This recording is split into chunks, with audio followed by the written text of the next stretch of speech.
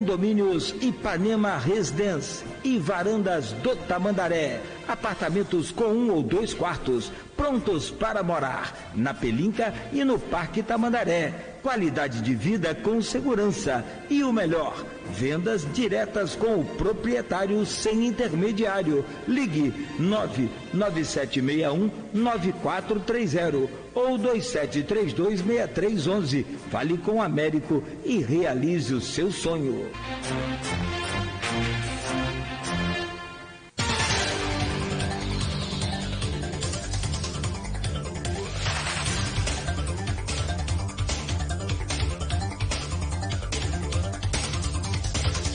E você está sintonizado na Folha FM 98,3 em Campos dos Goitacazes. Começa agora o Folha no Ar, primeira edição.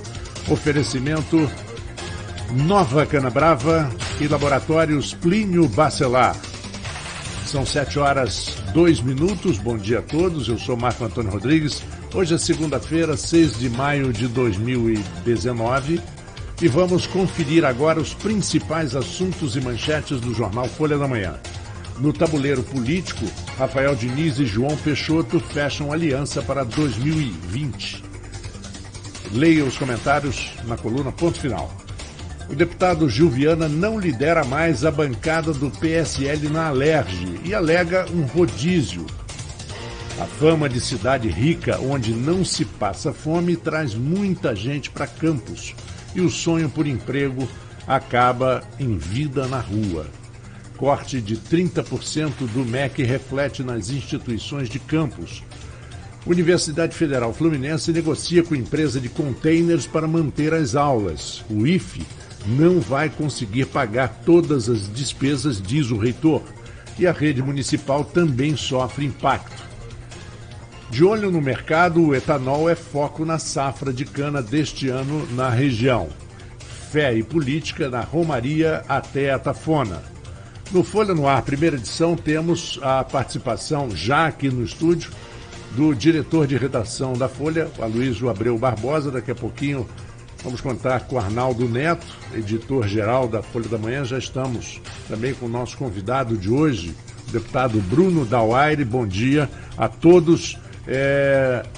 Vamos comentar, Aloysio, alguns assuntos dessas manchetes da Folha da Manhã de hoje, algumas realmente muito importantes. Esse corte dos 30% do MEC vai causar um sofrimento muito grande na educação e também em Campos, né? O reflexo. Bom dia, ouvinte da Folha FM, bom dia, Marco, bom dia, deputado Bruno. Arnaldo mandou um WhatsApp aqui, acabou de chegar. Pro dia de março. Eu vou falar, aquele Beetlejuice tem que falar o nome 3 vezes para aparecer. Arnaldo, se fala uma, aparece. Então, toma cuidado. Boa lembrança, Beetlejuice. Beetlejuice. E o Candyman também, né? Aquele personagem de terror. Do Candyman. Você fala 3 vezes no espelho, Arnaldo fala uma, sem espelho, ele já aparece aqui. Bom dia, Arnaldo. Aproveitando. Bom dia, Marco Antônio, bom dia, deputado Bruno Dauaire aqui, bom dia, Aloysio, bom dia a todos os ouvintes da Folha FM. Mas estava falando com a Aloysio, a gente já estava entrando, Arnaldo, nesse assunto do corte de 30% do MEC. A matéria, eu nem discuti a edição de sábado tirei a final de semana para descansar com o Arnaldo, geralmente eu faço com o editor que está no sábado, e foi muito feliz a abertura com esse assunto, porque Arnaldo falou sobre isso, acho que foi no programa de quinta ou sexta-feira, essa queda de braço do ministro esse nome complica, Van Trump. Não, é Weintraub. Ele tem um primo que foi professor no Rio de Janeiro, muito famoso, chamado Simon Weintraub. Era professor era um fonoaudiólogo famosíssimo na época. Parece o nome de xarope, né? Van Traub. Cada nome...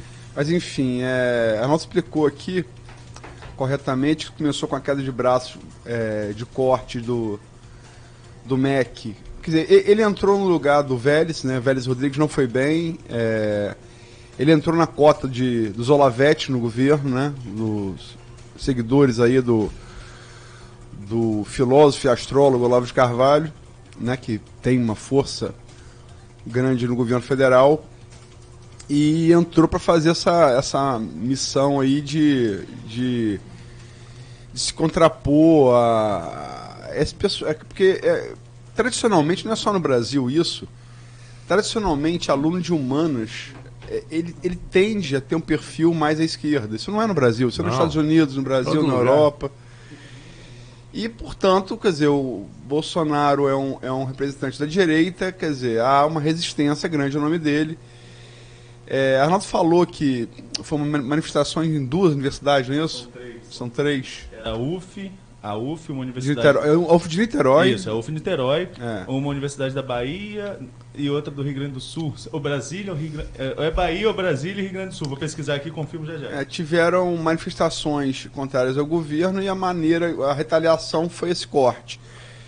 Para não ficar muito configurada a retaliação, ele espalhou... Que, aliás, nem pode, né? Não pode. Ele espalhou isso pelo MEC, alegando que o dinheiro que vai para as universidades poder ir para a creche, enfim, esse tipo de populismo que é esse populismo de direita, que também não é só no Brasil, mas também você vai ter isso com o Trump nos Estados Unidos, Viktor Orbán na Hungria, né? Você tem na Polônia, a Espanha agora foi derrotada aí na eleição, mas chegou perto.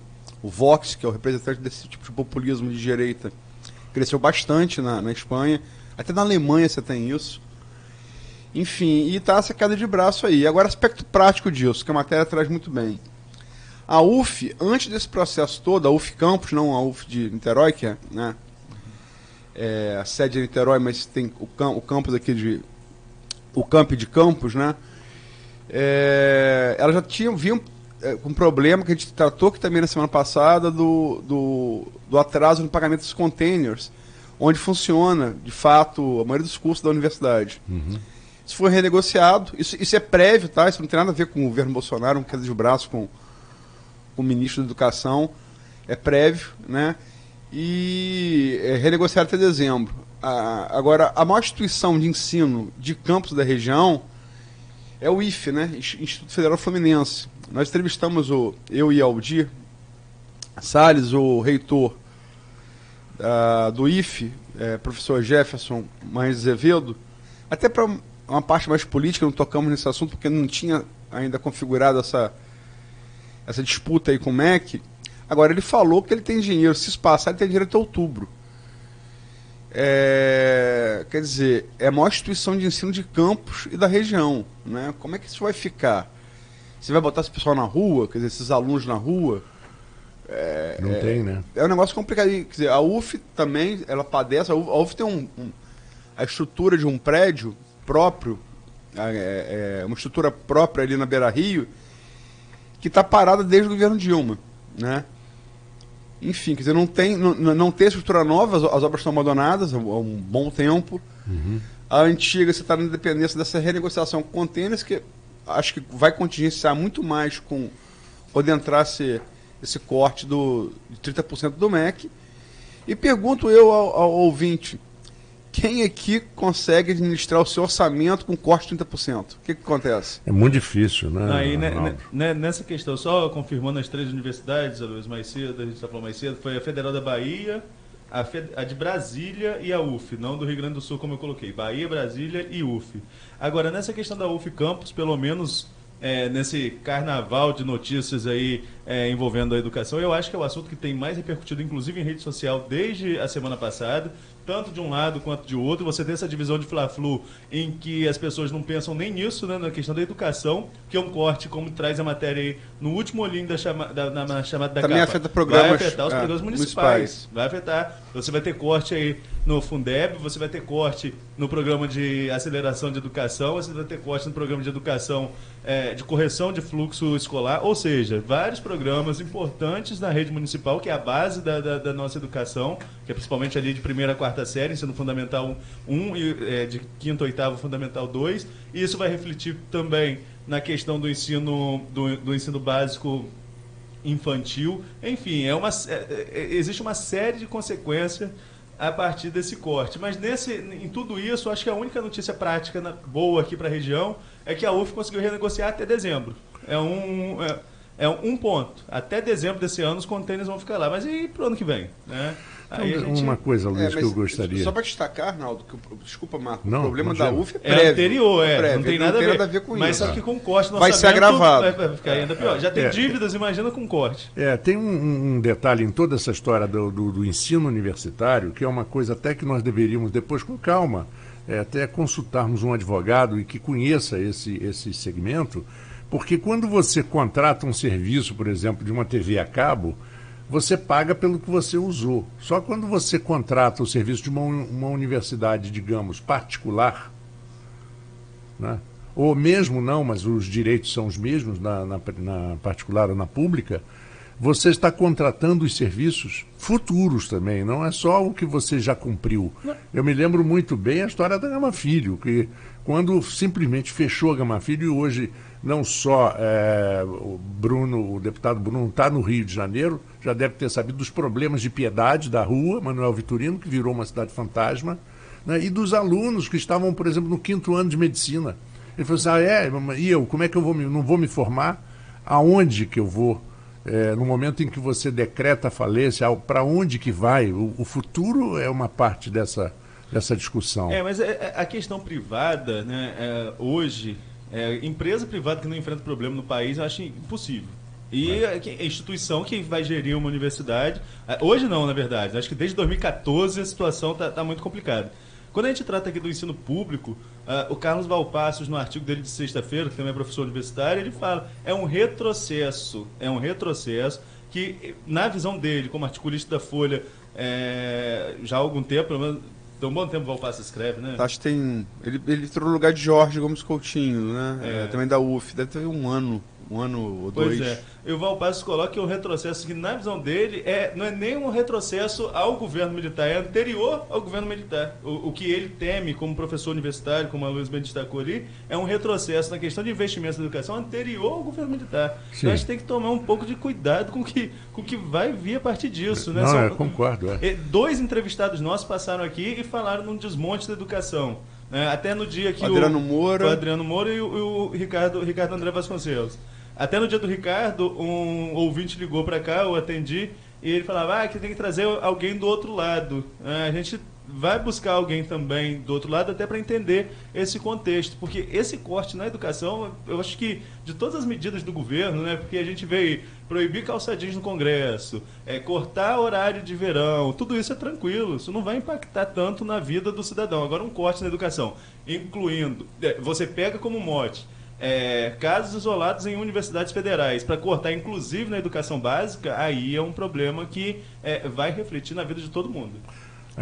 Eu só queria essa história de retroagir, porque realmente nos anos 60 e 70 as universidades federais do Brasil estavam brilhando, né? Não faltava absolutamente nada. Os professores ganhavam muito bem. Você chegava numa faculdade de arquitetura que o material é caro, para fazer uma aula tinha tudo, tinha papel vegetal, tinha tinta, tinha caneta, tinha tudo. Eu só acho que essa coisa de palavra de... uma das palavras de ordem que se usa contra o governo Bolsonaro, quer dizer, primeiro na eleição foi ele não responsável pela eleição do Bolsonaro. Sim. Foi. Tem aquela o ele não ali no primeiro turno ainda, foi no sábado ou no domingo? No sábado. No sábado, não vou lembrar, depois eu acho que a data foi feita pelas mulheres no Brasil todo, inclusive em Campos, na Praça de Salvador, num sábado. Foi um dia, o Ibope sai, naquele dia, ela corre naquele dia no dia seguinte, ou seja, ela pega diretamente o impacto daquilo no eleitorado, né? E são manifestações nacionais. O que o Ibope registra? Bolsonaro cresce, e foi um movimento liderado por mulheres, correto? Bolsonaro cresce no voto feminino 2 pontos percentuais, que é muita coisa. Duas casas, né? Mais de 10% no voto feminino. Então, essa disputa com o chavão, ele não retrocede o Brasil, com todo respeito ao Valpassos, que eu tenho imenso, tem que ter cuidado, porque essa briga de chavão, a esquerda está perdendo e de lavada. Então, eu acho que se uma tática não dá certo, você não deve insistir nela. Concordo. Entendeu? Retrocede Brasil, Tem que ter cuidado com isso, porque isso não está produzindo nada. Isso é infrutífero. Isso deu a eleição ao Bolsonaro. É preciso do Ibope, você se recorda dela? Sim, sim. Ele cresceu 2 casas decimais no voto feminino, volto a repetir, do Brasil todo. Né? A reação feminina majoritária ao ele não foi positiva, foi negativa. Então, continuar insistindo com o chavão, retrocede... E outra coisa que eu quero dizer, eu já falei isso aqui, o modelo de Bolsonaro não é um modelo militar, esquece isso. É um modelo importado de Steve Bannon. É um modelo que está nos Estados Unidos. É uma coisa nova. Você até, não é o meu caso, mas se você considera o governo Bolsonaro como inimigo, a única chance que você tem de vencer é entendê-lo. Essa coisa de combater ele com chavão, você não vai levar, não levou a nada e não vai levar. Também acho. Você tem que entender o modelo. É um modelo campanha que começou nos Estados Unidos com Steve Bannon e tem sido exitoso. Então a gente precisa entender. E combater ele com que não vem dando certo, só vai piorar o problema. A gente só fica preocupado quando a gente fala assim, a eleição do Bolsonaro foi um fenômeno. Foi um fenômeno. Mas a gente entende que o Brasil, sobretudo se a gente pega campos e a gente estudar a nossa realidade, nós somos um país de maioria conservadora. Isso aí não tem jeito. É raiz nossa. Quando a esquerda ela começa a ganhar um espaço nos governos a partir de Fernando Henrique, e esse espaço começa a se multiplicar, ela mesma se enforca. Aí que vem o movimento do ele não, e registra isso, porque as mulheres também do país também são mais conservadoras. E foi o que eu disse aqui um dia, que o próprio Olavo, né, a gente falou mais cedo aqui do Olavo de Carvalho, o Olavo destacava que o Brasil faltava um candidato que assumisse essa postura de conservador. O George, quando eu discuti isso com o George até trouxe outros nomes. Mas aí você vem num contexto mundial, com Trump, com a candidata da Alemanha, da França, que não ganhou. Mas Marine Le Pen. Que já é filha de um grande direitista. Então você tem um contexto... Não, você deve ser na Polônia. Não. Sim, aí você vem uma série de... Na Itália. Uma série de eleições da direita que reflete... E esse movimento mundial, claro, que vai refletir aqui no país. Não, e outra coisa também, que a gente pode discutir isso, dá um programa inteiro, é essa coisa da pauta identitária. Eu vi esse final de semana agora, o debate, que foi considerado o debate do século, entre o Zizek, que é tido como um dos maiores ideólogos marxistas vivos hoje, né? Ele é filósofo, ele é esloveno, foi feito em Toronto, no Canadá, e um psicólogo canadense que é um conservador chamado Peterson. E se tem algo que aproxima 2 caras tão opostos, e eles admitem isso na abertura do debate, o Zizek e o Peterson, são 2 fenômenos de YouTube, de internet, eles são dessa geração, que os 2 combatem a pauta identitária. Tanto o conservador capitalista quanto o esquerdista. E o Zizek fala que ele é combatido na esquerda por combater. Em que sentido combate a pauta identitária? Não, você é contra a igualdade de gênero, contra a igualdade de... Não é nada disso. Eu me lembro que quando a Hillary perdeu pro Trump, um cientista político chamado Mark Lilla, muito respeitado nos Estados Unidos, escreveu um artigo no New York Times que causou muito impacto.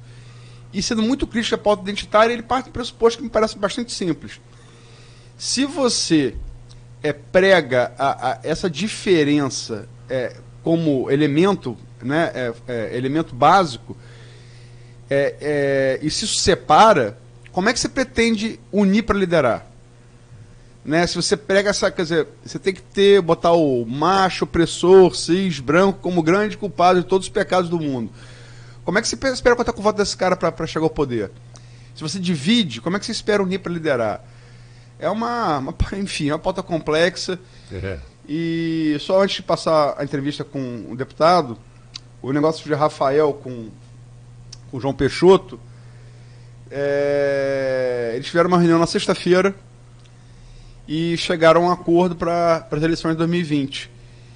João vai se aproximar mais do governo. João já foi secretário de Arnaldo Viana, no governo Arnaldo Viana, no segundo governo Arnaldo Viana.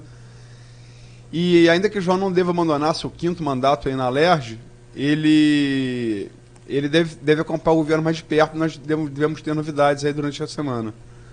João Peixoto. Bom, então são 7h20, vamos a um pequeno intervalo aqui no Folha no Ar, primeira edição, oferecimento de Nova Canabrava e de Laboratórios Plínio Bacelar e Clínica Proteus. Voltamos em instantes com a entrevista com o deputado Bruno Dauaire. Vamos então. 2019.